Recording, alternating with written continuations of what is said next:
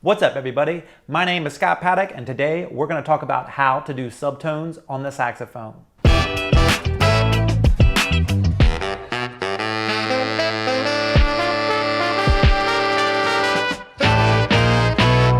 Subtones are soft, airy, fuzzy, sexy sounding low notes on the saxophone. You're usually going to be using subtones when you're playing a ballad or something that has a more subtle character to it. So playing a subtone is actually pretty easy. There's only 4 steps to it. And what we're going to do is try and slow down the air so that we don't have that full low note sound. So if we play subtones on a low note,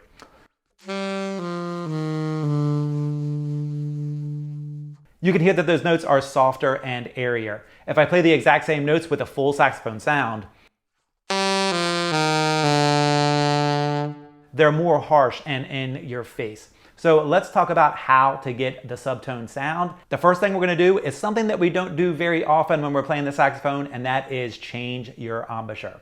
So instead of the regular saxophone embouchure, what we're going to do is pull the chin down and back. So instead of a regular embouchure, you want your embouchure to come down like this. Like you're saying the word foo, foo, foo, foo. Say foo, foo, foo, foo. When you say foo, your chin goes down and back, and that's what's going to get you in the correct position for those subtone notes to come out. So you can see that my chin is down and back. If my chin is not down and back, I'm going to get a full sounding note. So I'm going to play that full sounding note and then move my chin down and back into the foo position, and you're going to hear it go into a subtone.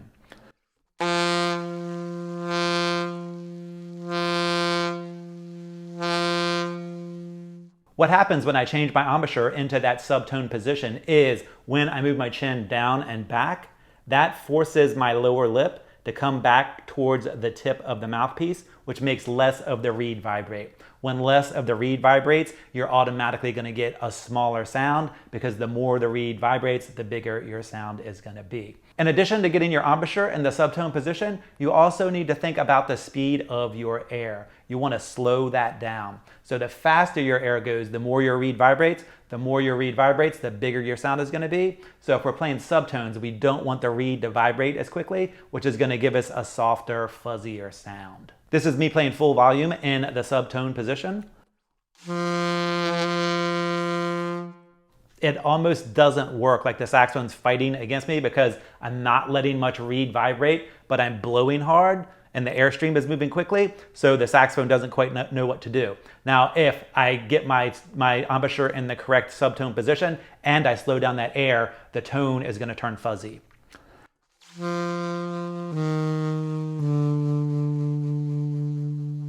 That is how you get your subtone sound. Now, once you get the subtone sound, there are a couple other things you need to do to make it sound correct. The first is you want to slow down your vibrato so that your vibrato sounds like it's a spinning part of your note.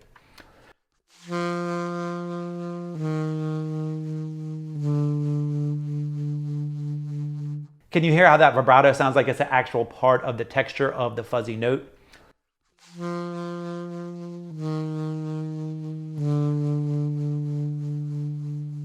If I play it with faster vibrato,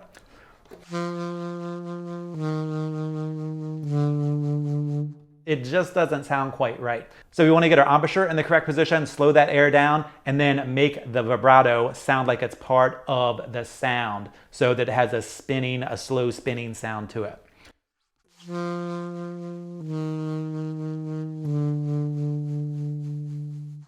And the last thing that you need to think about when it comes to subtones is the way that you articulate. Because we're slowing the air down and because we're taking in a little bit less reed than normal, you can't use your tongue to start the note or articulate the note. So everything is going to be done with your airstream. Listen to how I start this note. Do you hear how I'm starting that note with my air? You can hear the ha in front of the note until there's enough air moving to get the note to sound.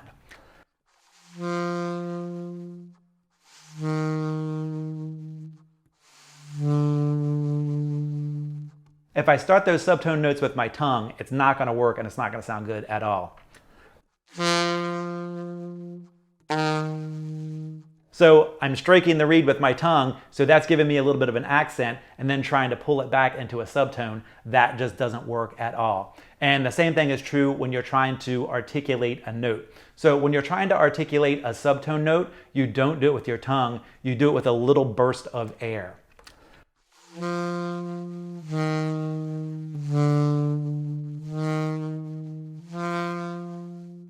Can you hear how I'm making those notes sound a little bit more articulated by swelling into them? If I do it with my tongue,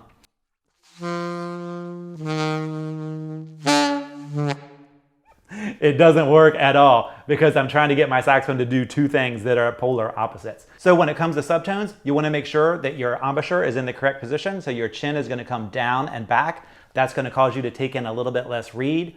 Then you want to make sure that you are slowing down your air so you can get that fuzzy sound. You want to make sure that your vibrato is also slowing down so that it feels like it's a part of the note. And when it comes to starting or articulating the note, you're going to do that with your air and not your tongue. Now let's talk about the range of subtones. When it comes to subtones, it's all about your low notes. So basically your right hand low notes and below. So F all the way down to B flat.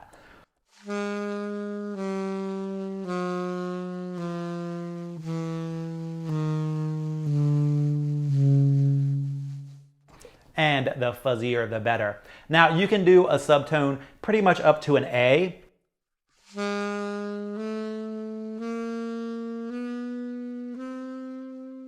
But the higher you get, the less subtone-like it sounds. Now there are two disclaimers that you need to know that can wreck your subtones. First is, if you are playing on a hard reed, subtones are not going to work. Subtones are actually going to work really good if you have on a soft reed or even just your regular reed. But if you have on a harder reed, subtones are not going to come out at all. Second, if you have leaks in your saxophone, again, the subtones are not going to work. They're not going to come out and they're not going to sound good. If they do, they might have some kind of weird gargle sound on them.